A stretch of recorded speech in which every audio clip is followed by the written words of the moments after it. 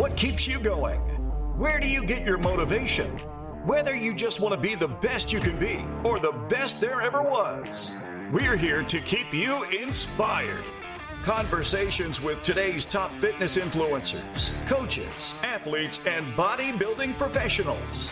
This is Inspired Fitness.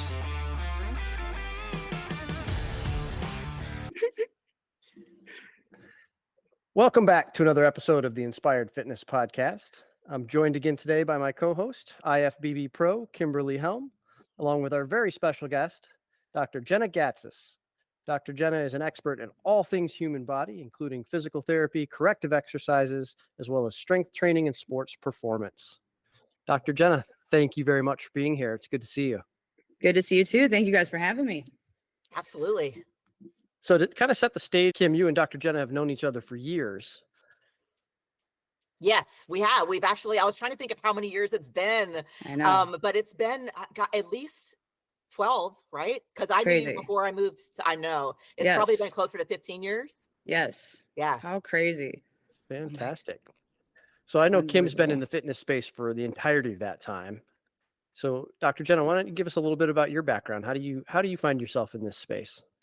So as far as how I know Kim, we met through just the fitness world in general. I like to learn about the body. So I'm, again, everything human body and human being. So you have to understand the body as a whole. And so with me implementing different techniques and training protocols into my own life and being able to experience things firsthand is how I really, really get to become thorough in what I do. So Kim helped me with posing, and she helped me with my first bodybuilding competition, or my second bodybuilding competition. So yeah, it's a great experience with diving into all of that. It's been amazing.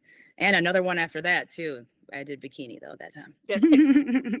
Yeah, we have the Don't tell competitions, and then we just kind of hit it off and got more involved in talking about health and fitness because we both have the same passion for it. Yes. And so I've studied health and fitness my entire life. I went to school for exercise science. Before school, I was even a physical therapy tech. I would follow the therapist and do the exercises with all the patients. And I was a personal trainer for a while with, basically extreme injuries and spinal cord injuries and things like that, where I had to think through how to train them in a way that's going to benefit them, but not, hurt them or help them or cause them to regress. So then I went to school and went to grad school. So exercise science. And then I went to grad school for physical therapy, but I've always had an open mind to study everything related to the human body because the human mind is so powerful. And a lot of what we do is controlled by our psychology. So if you don't understand how to get things through to someone, you can't really teach them anything. So just understanding a lot about the human body, human being, and just how, we're little animals and, how to change things within our lives the most efficient way possible. So I, right from grad school, I was the first female coach in NASCAR. So I coached 6 of the NASCAR teams and 3 of the motocross teams for 4 years. And, we were the top teams and every second counts. And it's like, if these guys get hurt, they were a team and we didn't really switch teams. It was like, it was like a bonded team and they wanted to always be together the first few years I was there. And so we couldn't let these guys get injured because if one guy's out, the whole car, the whole team, you don't think about the pit crew. There's 6 guys on the pit crew. So people forget that, they change all 4 tires in under 10 seconds. So every second counts. And so it's recovery methods, all of that is so important to me, and just preventative care, not waiting to get hurt, not waiting for them to ruin their bodies, but helping them, just thrive the rest of their lives, not just in the sport. Yeah, and you know what? That's an incredible point, right? The preventative care. Kim, I mean, I'm thinking back to our conversations with, people like Bjorn Right. Dunkerbeck, world champion windsurfer. He's been world champion 30 plus times, like just a really extensive career. But when we talked to him, he was talking about having hip replacement surgeries, and he's pretty close to my age, about 50, a little older. But I mean, you beat your body up pretty badly, especially performing at an elite level. So understanding how to treat your body and limit the damage, I think, is a really important topic.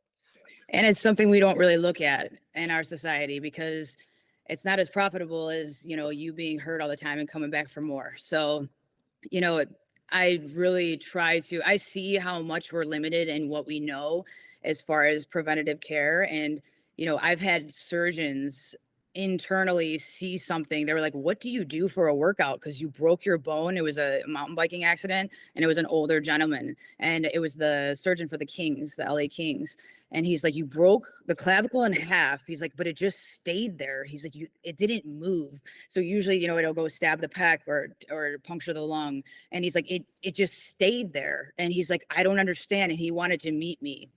And it was like the funniest thing ever. And like, this guy was 46 years old, and he healed in 3 weeks. And it took the 19-year-old guy from the Kings 3 months to heal. So as far as like understanding the body to where you're doing preventative and neuromuscular workouts and protocols so that you're preventing injury and becoming this superhuman being to where you don't get hurt again.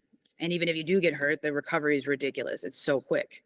Yeah, that's one of the things that Sean and I were talking about a lot with, we talked to a lot of athletes, and especially ones who are at the top of their game in the sports world. And, anybody who's a professional level of any sport is going to go through some injury at some point. And we've spent so much time talking about, number one, something that you already pointed out, which is the psychology and mindset of how you approach the injury and how you recover from it, how you do preventive maintenance for it.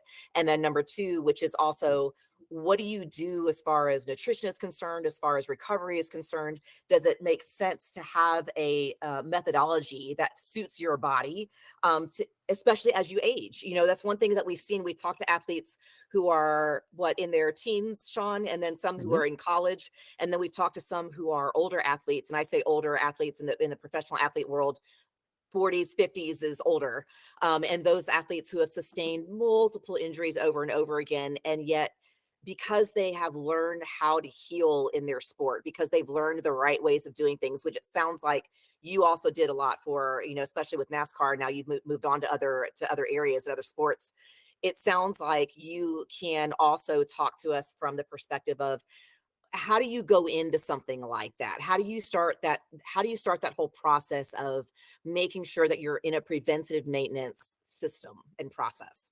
Yeah, I guess I kind of skipped a whole thing there where it went from NASCAR.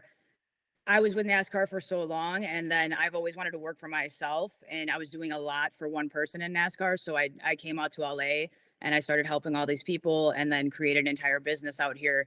But everything is based around the human being, the individual. So it's funny because people are like, do you believe in this? Do you believe in that? Did you hear of fasting? Did you hear of cryo? And it's like, how does that one thing fit into the puzzle of that unique person? Because it doesn't matter otherwise. They could be the greatest techniques ever. Sometimes, in North Carolina, I was doing a lot of needling, dry needling, and, I'm stabbing someone. I and would it's just like to say she experimented on me some of those times. Tell me how you feel. It was good, but it was good. I was like, use me as a guinea pig. Let's do it.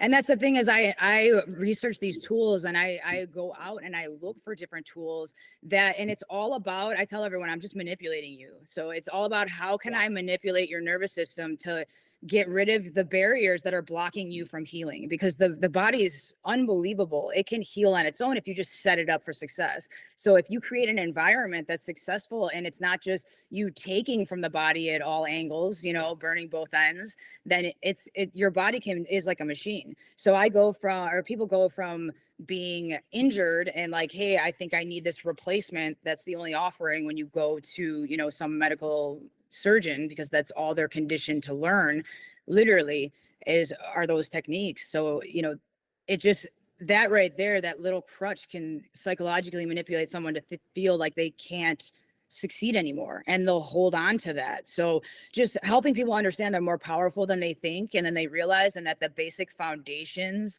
of what's important in health are the most important things you need to think about. Do you sleep? Do you drink water? Who cares about the cryo? Shut up and go to sleep. So it's like, no tool is the tool. The needling is unbelievable, but for someone that doesn't have control of their psychology and their psyche, you're stabbing someone. Right. So you're going to create more trauma, more muscle spasm, and more of an inflammatory process for them, and it's not going to do them well, versus it's one of the best techniques I've ever used. But time and place. Well, see, and that's, I love this conversation. And, Sean's going to laugh because, I'm going to get into this and I could talk about this for hours. I love And this I stuff. know, I know that we're on a time limit, but I love the human body. I think it's absolutely an amazing, miraculous system Yep. that we've been given a gift of. And Yep. all these, I listen to all these different podcasts, Jenna, and all these different, Stanford professors and people who have done these scientific studies on things such as cryo or cold exposure or cold immersion and what that's like for different athletes versus a normal person who's not in sports, or something like recovery. And does it make sense to use pressure sleeves? And does it help to do needling? And at the end of the day, even with all the scientific research, everybody comes back and says, we can tell you about the control group that we utilized in the study. We can tell you what the results were with the environmental exposure that we gave them. But what we can't tell you is that it's the same for every single person, because every single person, it depends on their mindset. It depends on their voluntary initiative. It depends on where they're coming from and what their past is as to whether or not they respond well to it. Yes, 100%. And I'm talking with one of my employees about this all the time, because we're reading the research and I'm like showing her, because I like to expose people to this, because they think like scientific research is like, yeah, this is the answer right here. No, first of all, you have to understand that this research is paid for. It's a lot of money to fund these research experiments, and it requires a lot of different information and a lot of resources to complete one of these things and to be thorough with it. So, if something's cheap and if something's not branded to where they can sell it, then what's the motivation to research it and create these experiments around it? So I just want you to realize too that some of these variables, like even with the cold water immersion and things like that, they're comparing it to neutral temperature water. They're not comparing it to not doing it at all. So they're just like telling you, so what? And some of the things they're testing are based on a subjective answer. So does the person feel better? Yes or no? So this is what but people are like, yes, it's bad. Yes, or no, it's good. It's, Right. there's no end all be all. You have to Right. look at what was studied, and was it female, male? How old were they? How long were they in the cold tub? Did you test 20 hours later, 40 hours later? You have to control all these variables. So people need to realize that the science is, one, directed by money a lot of the time. And two, also, you have to look at just the ins and outs of the experiment, because sometimes it's set up in a way, like I was talking about this earlier, where I was talking about the sauna, the benefits of the sauna. And all the experiment, it got me so excited. It's like, I'm such a nerd, but I'm like, oh, this is so exciting, because it talked about the sauna being better at lowering cholesterol than cholesterol lowering medication. And it was just as good as, but the way they worded it in the conclusion, even because I catch myself too, just being a human being. And I'm like, oh my gosh, they got me. And it was like, the sauna was no better than cholesterol lowering medication at lowering cholesterol. What do you mean no better than? The side effects of some of these cholesterol lowering medications are like death and diabetes and like, and I'm just like, what? But the way, and you're, being a human, you're like, oh, it's no better than, so let's just forget it. But you have to really learn how to dig through words and understand what people are trying to do, because a lot of things in our society are directed by profits. So uncovering all of that is very important, because then you find out the real things that can actually help you. Yeah. But the sad truth is the majority of people aren't going to dig into the research, right? They're going to take their cues from what they see on social media. Yes. And so one of the examples that stands out for me in just about every professional athlete interview that we've done this year, they've mentioned red light therapy, right? I've never tried it. Don't know if it works or what it does, or what mental state is required to make it effective, but that seems to be the trend. The other one is the cold water plunges, right? Those are the big things kind of going around socials. But one of the things that stood out to me from previous interviews is that the cold water therapy, the ice baths, they're not effective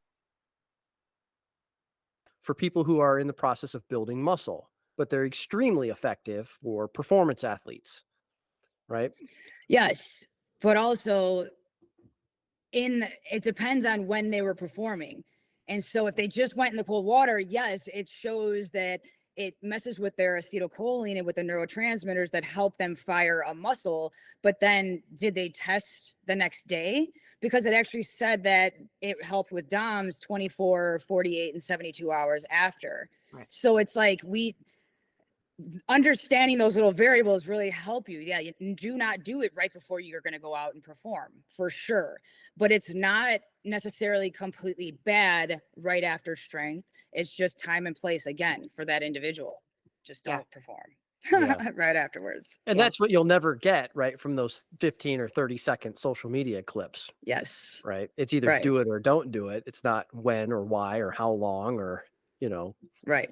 So Yeah, I find that very interesting. In a lot of the trend that's going with social media now is don't do this, do this, right? The check mark in green and the big red Yep. X, right? On social media, especially Yeah. Instagram, where it's don't do this, always do this. And every time I see that, I cringe a little because to me, there is a never or always circumstance. Ever, ever, ever. There are exceptions to the rule that play out for every single person.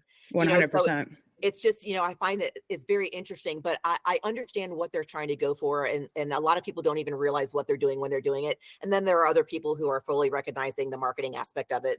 And that's what The they go hook. with. Yeah. Yeah. Yep. Well, Dr. Jenna, I'm curious, very curious, in fact. So you work with a variety of different types of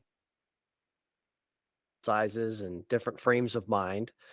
When you're going through the evaluation process of taking on a new client, right? What are the things that you're looking for to kind of understand where they're at from a mindset perspective so that you can align the proper exercise or therapy or, whatever the solution might be? So I really look at their ego, and I look at, there's a lot, like I work with a lot of celebrities, a lot of professional athletes, a lot of professional teams. So, these smart asses that know everything. And then they also have like 7 smart asses behind them that also know everything. So, I've dealt with that for so many years of my life, and I'm so thorough with the research, and most people aren't. So when I speak with confidence, it's because I'm like, oh yes, I've, thoroughly researched this through thousands of hours of reading on this topic. And so that's where you have to understand people's egos take over. And if you don't recognize that as a person, you're only that far in life because you're holding yourself back from growth. So I basically ask them questions. I see how to direct or how they take direction well, or if they don't take direction well. And I listen to like, oh, well, this guy says this. And I just see what their brain is holding on to as far as their crutches or their biases. And I also look at their quality of their movement and then their intuition with their own body. So, I have a 94-year-old right now who I was over there last night till 10 p.m. and we're hanging out eating peppermint freaking Trader Joe's ice cream. And I wouldn't have it any other way because she's so smart. And when you give someone the feeling of being able to move again, and they're like, I've been looking for this, and the surgeons kept giving me surgery after surgery, that was then unplugging more muscles and making her weaker and weaker as far as her motor control and coordination. It's just that she was so hopeful, but she's like, I feel that. I can see what you're doing, and that's good for me. I can sense that. And like I heard her, because a lot of it is me hurting people to make them feel better. My facility is called House of Pain. But she was like, you're hurting me, and I know you don't care, but I'm just giving you feedback. So I love her. She's the best. But it's great to be able to joke with her like that when, Yeah. a few weeks before she was crying to me, this lady from New York, never showing weakness whatsoever. And she was crying, saying, maybe I am growing old. And I was like, I don't want to hear it. So it's good to help her turn her life around. And you could do that at any age. And we should be doing it, younger than we are. Yeah. Yeah, I think, the more I love that story, and I love that, especially working with somebody who's elderly, somebody who's senior. I'm like, it's just giving them a second chance at perspective. That's so rewarding. I'm sure that just fills your heart. And it makes me think, of how critical what you do is for people who are younger. And I mean younger as in the developmental stage of the human, which is more like the teenage years and younger, where the foundation that you're laying happens as your body is growing. Your body only is growing in muscular and skeletal structure for a certain amount of years, and very, very close, males and females. But you're talking about before you're 25, like everything that's happening and you're building your foundation, nutrition, body structure, muscle, all of that is built when you're really, really young. So when you work with somebody who is older or who is past that point in their life, do you have to treat them differently because that growth period is already done, or do you work with people who are younger where you've had that experience? No, actually, with what I do and with how quickly I can show them results, the hope and that everything that I do, you know how long I've been doing this for. Yeah. Everything's based on love. Like when you show someone that you truly care about them and you're doing what's best for them because that's what they need, the little hope that you give them is like it doesn't matter how long they've had it. They could have it 40 plus years. It does not matter. We can change it because the nervous system it's innately lazy and it innately wants to stay where it's comfortable. So it will stay in that pattern of reinforcing whatever pain symptom you have by, spasming down the musculature to torque the skeleton until you change it, until you give it another stimuli that will reset it. So it doesn't take a lot. With the nervous system, you can really reset things and change things quickly. That's why it's so motivating and people get obsessed with it out here. Like it doesn't matter what age. But what's sad is I'm seeing more issues with motor control and just a lack of foundation with posture control within our youth because we're so sedentary. And, a stat that stuck with me in school, I remember they said 3 days in a coma is equivalent to 30 years of aging as far as muscle atrophy. So if you think about that, that's 3 days fully out. But when we sit around, which we do with our youth, when I was young, when you were young, we used to go play outside and not come back until the street lights were on. So now it's like the kids don't even want to go outside. And so what I find is the parents have more of a balance and coordination foundation than the kids do. So it's more important now than ever to get kids going because I have people 20 years and younger that are having back surgeries, and it's highly suggested, but when they don't have any other option, they choose it. And then it's just, you're on pain pills and it's just a spiral of bad things to come without a fix. It's always a Band-Aid. It's never a fix. It is. And I just did a talk to a group of parents for this exact reason, because, they were asking how to help their children to be in the best place they can be physically for when they mature as an adult. And it was a wonderful opportunity to spend time with them, to talk to them. It's exactly about what you're saying. And most people don't realize that, they're like, oh, they're a teenager, they're in high school, their metabolism is running high. They're skinny as a rail. They can eat whatever they want. They can eat all the junk food. They can eat all the fast food, right? Because their body's producing it and they're not going to gain a pound. It doesn't hurt them any. And, there's so much to that statement that it's still laying a foundation of how your body takes in and absorbs the food. And is it food that has a substance to it that can turn into something like muscle, or does it have to get rid of the chemicals because they can't do anything with it? Exactly. And right now, with the research with younger kids, it shows that if you have them in multiple sports, you keep their brain guessing where it's constantly having to change and wonder and react.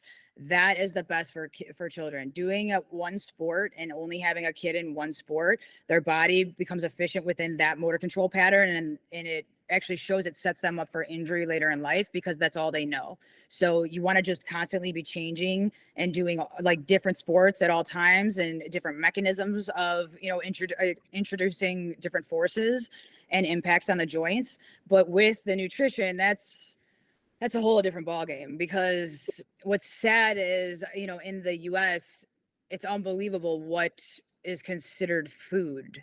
So it's disgusting. There's a lot of things in other countries or here that aren't allowed in other countries. And, everything's a marketing scheme. You go to Mexico and they're not allowed to put a cartoon character on a cereal that's all sugar, because that's setting the child up for hyperactivity, for metabolism issues, for hormonal issues. Oh, they are not good in school. Yeah, no duh. They were eating plastic earlier, and it's just like, it's really bad as far as the quality of what is in our food, what our soil is made of. So, it's more important now than ever to think about this stuff and the foundational stuff, and then introducing the recovery protocols and the recovery techniques individually at a certain time when it helps you. But your foundation is number one. Yeah. And if you So guys want to know what I consider foundation, Yeah. I can tell you. Tell us about it, because because you and I have talked about this before. I remember us having these conversations about, the youth and not getting outside and playing and being active, and sitting in front of a computer all day is like, oh, it's great and it's awful. Yes. It's a double-edged sword. But so if you're having that discussion with one of your clients where it's, where you see that the youth are being affected by this negatively, and they haven't started the proper pattern of having a variety of sports in front of them or having an outlet for their physical energy, what do you suggest to those folks? How do you get them more involved in that? So I try everything I do, because people are like, oh, I have to do that. I have to do that every day. And I'm like, no, calm down. Like, we as people have too much on our plates already. And then we shame ourselves because we set 75 goals that we could never achieve if we were robots. And so that's where I'm like, stop shaming yourself. Again, look at the individual. Everything is individualized. So if they can get out of the room for a day, like say they have a bunch of kids, or it's a woman that wants to have her kids in a variety of different things, but she doesn't have time because of her job. Well, maybe once a day as a family, they go and do, A, B, and C, or, squats, or they do a little game where they're running around. So it's in different planes of motion where it's not a burden on the child or the family, because of that connection and them bonding. Because I've seen parents where they are like, drink your juice, do this, do that. And I was like, you're going to kill this kid, and they're going to never drink juice again and never do anything healthy ever again. So you have to understand, like, you don't want to just force it. You want to give them an understanding behind what they're doing. And, at the right time, if they're young and they don't understand and they just want to play and they have a lot of energy, cater to that. Go to a trampoline park, go do some rock climbing with them, make it an activity where they're in different planes of motion and they're getting that, just by bonding with you. So I call those 2-for-1s. And so, the connection and the love and the relationship is huge. So that's one of the main factors of, having a solid foundation.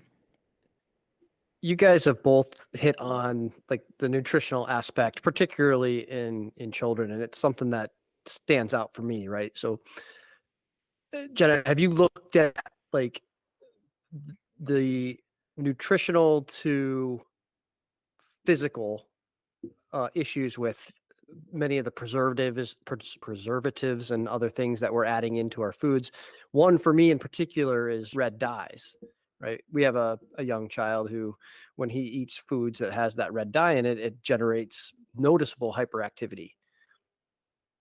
Yeah, it's really sad, because then, you see parents trust the pharmaceutical industry and trust the doctors they're bringing their children to, which is what we should do, because as doctors, we took an oath to do no harm and do what's best for our patients. But I feel like just systematically, it's been a little corrupted to where profits are intuitively the foundation of what they push as number one and not what's best for the person. So a lot of these dyes, if you go and look them up, one, it's sad because these companies bank on knowing that they don't have the research on it. So here we're going to introduce this red dye, and for 20 years we're like, hey, and now here year 20 we're like, hey, that was causing cancer, let's bring it back.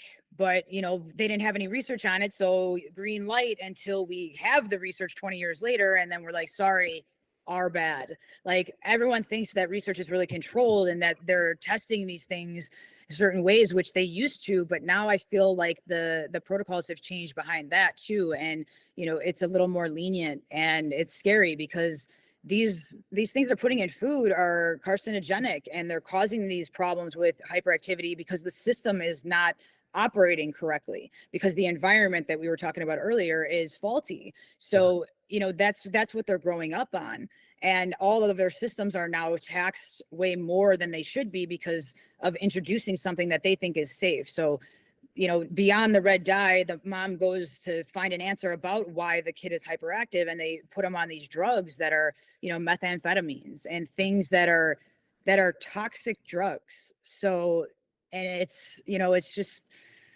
it's crazy right now. It's crazy times, let me tell you. And again, there's no end there. You're not fixing anything. You're just going in circles, and the drugs have side effects and long-term side effects also. So yeah, we're just creating more problems that we'll also need to medicate for. Yeah. You guys remember, growing up in the 80s, right? All the commercials on TV were about milk. Drink milk, calcium, good, helps your bones grow, it's great for you. Well, I think it was just a few years ago, there was some research data that had come out that suggested that milk didn't actually provide you with the substantive amounts of calcium that they marketed that it did. Yep, that happens all the time.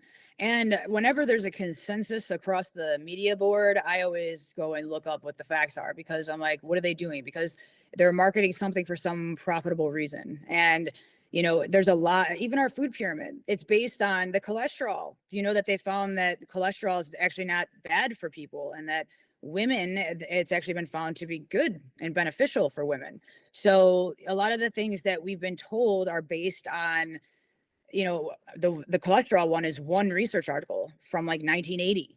And again, it was manipulated to portray a certain, amount of data that's, it favors toward the cholesterol companies. And that's when the grain cereals came out. And it's like, hey, have your Cheerios to help your heart.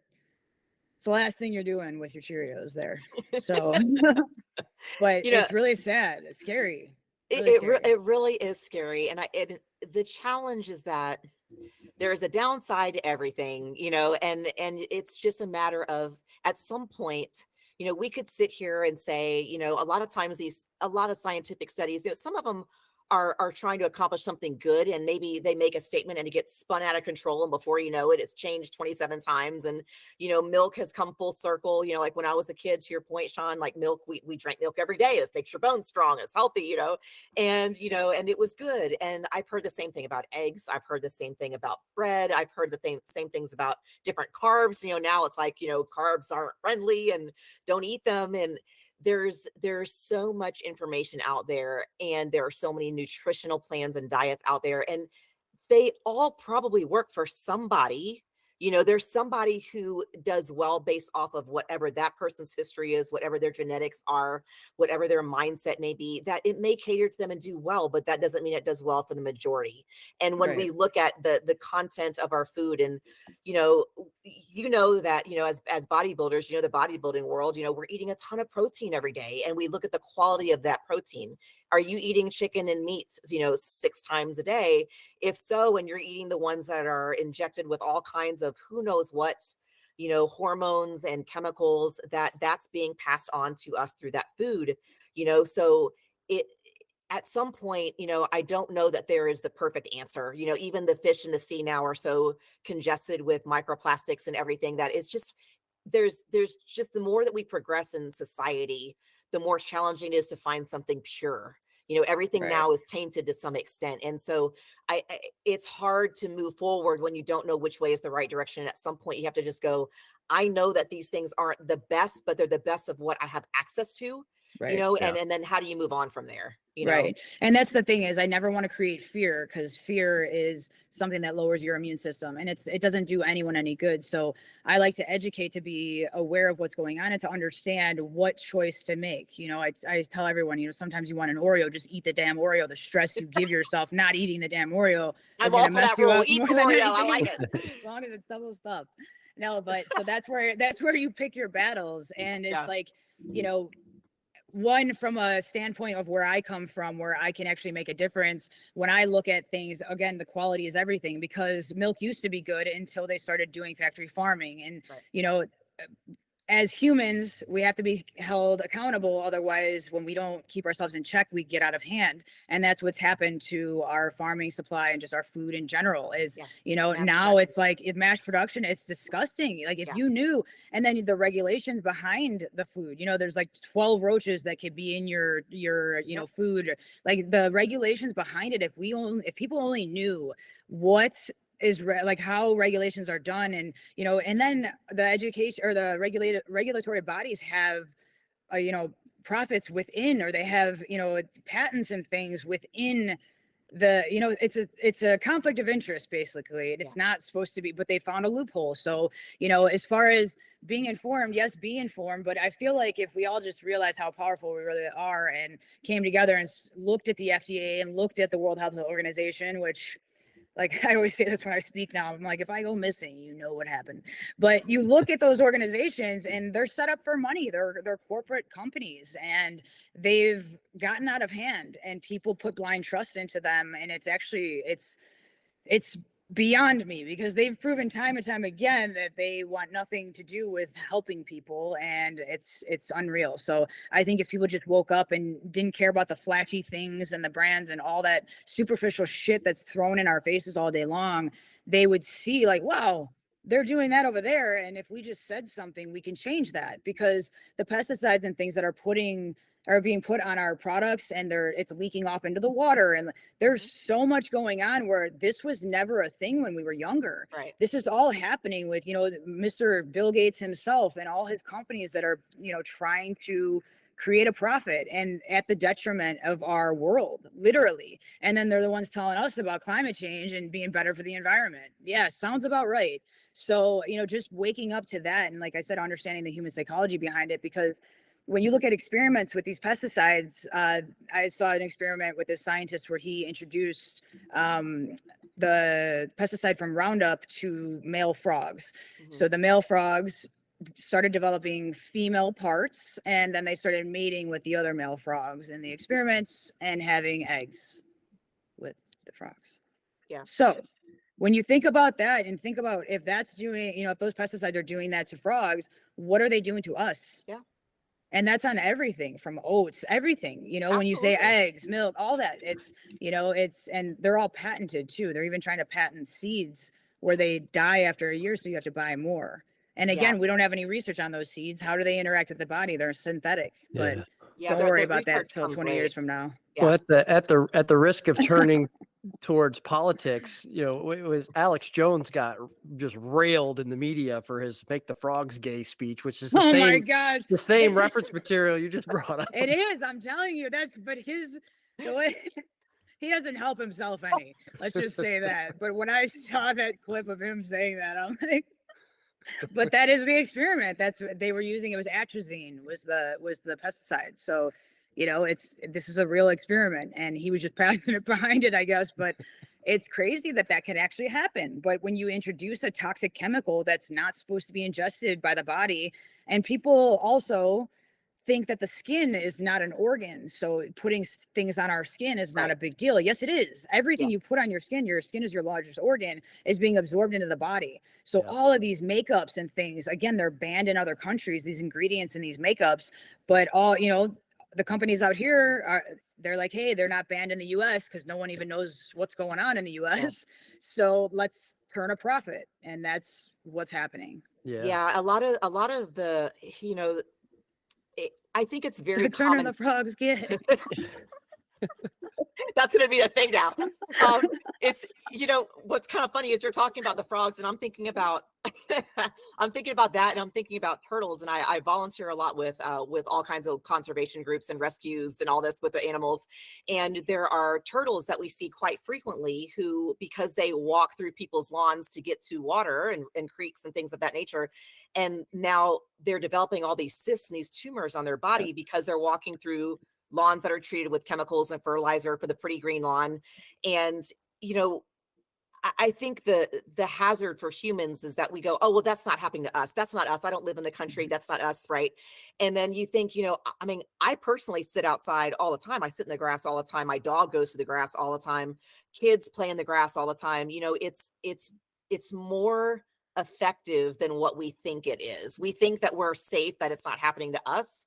And I think that's the biggest hazard we can have, is that we think, oh, that's someone else. Well, I don't use that, but your neighbor does. And then when they spray, it gets in the air and it comes over to your house. Right. But also they because it's even on a larger scale than that, where it's common products that we use every day, where they're like, oh, they would never allow it to happen if it was that unsafe. Right. And that blind trust of like, oh, it's okay. We would find out about that. No, you wouldn't, because they're, that's hush hush, and we delete those articles off the internet. So it's like, it's really a weird world. And if people realize that, it's, you know, they'd wake up to see, one, we could make a change for the better, you know, and we can plant more trees and create better air and less toxicity within the air. And there's so many more things that we can do besides what is being proposed, because when you look at the numbers, trying to make things green is actually not making things green in any way, shape, or form. So again, just not, before you before you go and support something, if you don't understand the ins and outs of it on a thorough level, then try not to judge or speak against it yet, because people just get very passionate about certain things. And I'm like, you have no idea what you're talking about. Like, if you only knew. But yeah, we need to wake up, because it's everywhere. And, you know, all of our products, even turf now, you know, turf was the thing. Now turf's being banned in Italy because all their soccer players are getting cancer, because it's one of the most carcinogenic things you can have and play on. So from their skin, the goalies, from their skin touching the turf, it's giving them cancer. Wow. So, you know, we do it until people die, and then we're like, bring it back. So let's not do that. Let's care about people and put investments into money, or investments and money into things that help people. Yeah. Because it's easy to. People just quite a bit get caught about in one the bad world. Yeah. But this reminds me of kind of part of our conversation with Mike Wittig, right? When we were talking about protein supplements in that conversation, but you know, to look for bioengineered ingredients in the protein supplements, because Lord only knows what that is. Right. You know, to your point, Dr. Jenna, these companies are able to manufacture these ingredients and bundle them with other ingredients and then come up with some marketing name for it. And you don't really know what it is that you're ingesting. Right. And they can find the loophole to where their proprietary blend that you can't find out about, because that's their secrets, even though you're ingesting it, you have no right to learn about that. But their proprietary blend actually omits them from having to cater to the protocols behind the regulations. Yeah, they don't have to disclose. That's I mean, it's unbelievable. You know, it's only been maybe a week or two since we talked to Mike, but you know, I've been a little bit more conscious about that in the products that I already buy. Right. And it is changing some of my buying behaviors. Just, you know, that little bit of education. That, and a big thing now that I really want people to know is that, you know, these smaller companies, you learn to trust and you feel all warm and fuzzy and you're like, I love this brand, you know, mom and pop, and they care about quality, until they get bought up by, you know, Clorox and Kellogg's. And then, you know, you still have that blind trust in them. You don't hear about the fact that they were bought out, and now you're still ingesting these products that were, you know, turned and, you know, toxified as soon as the company was sold. So it's pretty insane the way we operate. We talked to an Olympic volleyball player, a young gentleman, and it was a great conversation that we had with him. And he mentioned that when he was traveling abroad for competition, that he had to be very careful about, from a nutritional perspective, about what foods they ingested in other countries. And so, for example, if they went to somewhere like perhaps China or another country where they couldn't tell what was in that food, sometimes it would come up on a test if they were taking a drug test. You know, there are certain things they had to be careful about. They couldn't buy supplements randomly without knowing what it was. They couldn't eat everything without knowing what it contained, because different countries handle it different ways. And the same thing for athletes in other countries who come out to the United States and they eat our food, and we may have things that are in our food that might flag on some of their tests. It's when you don't think about it, so you hear a conversation like that from somebody who's dealing with that on a regular basis. It's absolutely astonishing. Well, even like with NASCAR, it doesn't even matter other countries. In our country, where your supplement is created could also be a factory for a toxic substance company. Very true. So, like, you know, some of my athletes would flag, and we'd scan these products and it would come up a red flag, and we're like, what's in this? And you know, allowed to have so-and-so, you know, much of arsenic, or, you know, just different things that you never know, but it's pretty crazy. And again, the regulations support this. So a lot of people are very ignorant to it, which I wish we could wake more people up to it. Yeah. Hold a higher standard, you know? But the, you know, just understanding, you know, that there's a certain level of nutrition that that links to your physical performance, right? So if you're not eating the right way, you're not going to perform the right way. But then bringing the three of those things together, right? Nutrition, mindset, mental performance, and physical performance, right? That's kind of the trifecta of things that you're working to bring to, to your clients. And, so tell me a little bit more about, how you're making the link between those three things to get optimal performance. So it's, again, starting with what the person needs. Say they have a crazy lifestyle and they're a CEO that's flying all over and they don't have a second to do a home program or to stretch every once in a while. I'll give them one thing, one time, once a day, go and lay on a foam roller face up. So it's going to change their entire foundation of how they react and their decisions that they make for the rest of the day, because your breath work is another one of those foundational components that they are life changing. So these little modalities, these recovery methods, they're implemented and they only change you so much. But these foundational variables like breathing and sleep and hydration and your nutrition and what you're consuming are exponentially more important. And so the breath work, again, we're animals. And if you think about it, a lot of our lifestyles include lots of different stressors and stimuli. So we breathe with our neck instead of in our belly.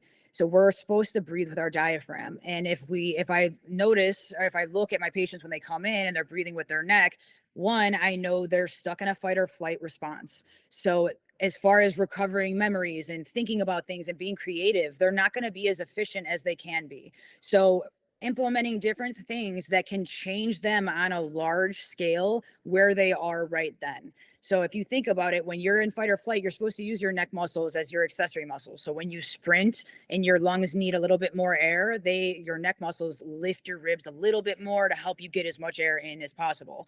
Well, with our lifestyles and when our diaphragm shuts off and we just have lack of motor control and efficiency to our core, we start to use these as our dominant muscles. So then we have tension, we have grinding teeth, headaches, and just, again, impulsivity, because everything is done in a sympathetic way where it's more impulsive, not thoroughly thought out, because the person can't even breathe. Basically, their brain can't breathe. So you live in this like hazy fog, and everything in your life is impacted by that. So I make the connection for people where they are in that moment. If they're already stressed out and they're like, what, breathing, what, then I'll do more tactile things. So I'll put my, again, these athletes that know everything, I'll put my hands on their stomach and I'll say, exhale away from my fingers on their stomach. And, I'll give them a tactile cue, because again, everything's about manipulating the nervous system. So if I can get them to manipulate their own nervous system without them even understanding it at that moment, that's where they are. And that's going to change everything. That people come back and they're like, I felt so good when I left, and then I was so nice to everyone today. And like the wives will come in and be like, whatever you did, like he's great. Like, and so, you can really change a lot of someone's day-to-day life by just focusing on the things that really matter in that foundation of health. Love that. Yeah, it's fun though. So Yeah. it just depends on where they are at that time.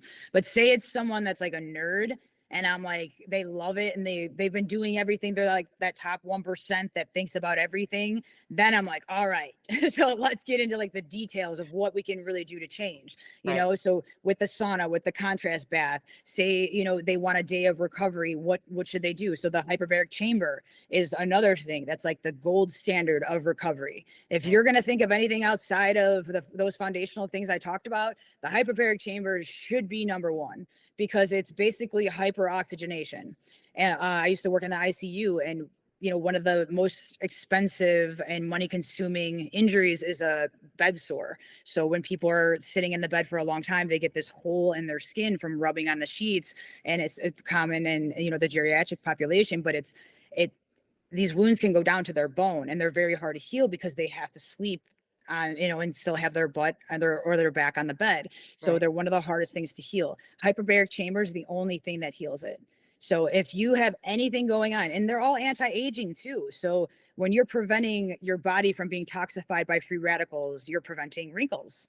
When you keep your lymph system open, and I change all these women's faces out here, they're like, you're better than Botox. And it's just trying to, if someone's clamped down like this, their lymph system getting the swelling out of their face is not efficient on that side. So we work and we make that more efficient with how their muscle coordination is. We go and do some soft tissue stuff, but the soft tissue and the passive modalities are just, again, that little Band-Aid or that step to get them to reset, and then getting their brain to take over and do some sort of motor simulation and control where their brain has to do it. You're basically fixing that so it doesn't revert right back down. So you're essentially reprogramming people. I tell everyone I'm just manipulating you all day long by hurting you. Yeah. And everybody needs it because everybody gets in, every single one of us gets into a rhythm. Yes. And we're blind to our own faults, right? I mean, Yes. it's just something that becomes habit for us, and those habits have to be changed every once in a while. Yes, and it's a neurological thing. So when people start to hunch forward and they're only used to that, in their head, their brain has made that normal. That's made in their brain perceives them as standing up straight. So then when I put them where they should be, they feel like they're like back here, like they're doing a back bend. Right. And so that's where it's like, it's a motor control, it's a neuromuscular type of issue. So you have to, I use mirror therapy and video to where I show them like, look, and they're like, what the hell? That's me? I'm like, yeah, I know. Right. So there's this awkward phase in the beginning where like, I tell everyone, I'm like, remember when you used to hate me? Because it's like, I'm making you so uncomfortable because training the brain and reprogramming the brain is very quick, but it's also very uncomfortable. And I murder these pro athletes with no weight. They're like, I don't know what's going on. Like, why can't I do this? And I'm like, because your brain's lazy. And I've tried to prime people on things they're not good at. So, just trying to make the brain tap into things that it's not normally used to tapping into, because it gets used to those patterns and it only wants those patterns. So just like always stimulating the kids' brains with different sports, you want to constantly be reaching out to different things. So your brain's constantly firing because we're all neural networks. Things will shut off if we don't keep it going. Yeah, I love it. I think this has been such great conversation. I mean, I know that we have to, I know it really is. Like I really could sit here, the three of us just chit chat for like hours and just have like a coffee date. Just have some fun with it. I know that we have a hard stop, but it's been such a great conversation with you. Thank you so much for coming on and chatting with us. It's been fun. Ditto. And thank you for having me and caring about this kind of stuff too. Just your passion in the industry too. You recognize this as beneficial because you know what it does for your life and you care about that kind of stuff. So, always remembering those relationships too. And, it's harder to do the right thing, but it's the best thing in the world to do the right thing. So just gathering more people and more of a network with people that are, taking initiative and moving forward and just trying to better themselves. No one's perfect. I'm not perfect. I eat Oreos, but it's like trying to do what I can with what I have right now. And, just taking it day to day, but always just trying to put good into the world. So I appreciate you guys for having me. Love it.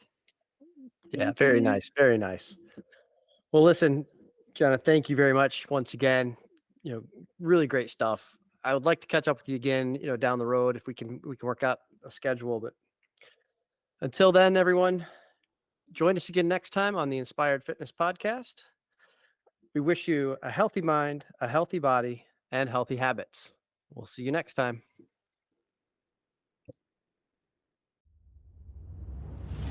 What keeps you going? Where do you get your motivation? Whether you just want to be the best you can be or the best there ever was, we're here to keep you inspired. Conversations with today's top fitness influencers, coaches, athletes, and bodybuilding professionals. This is Inspired Fitness.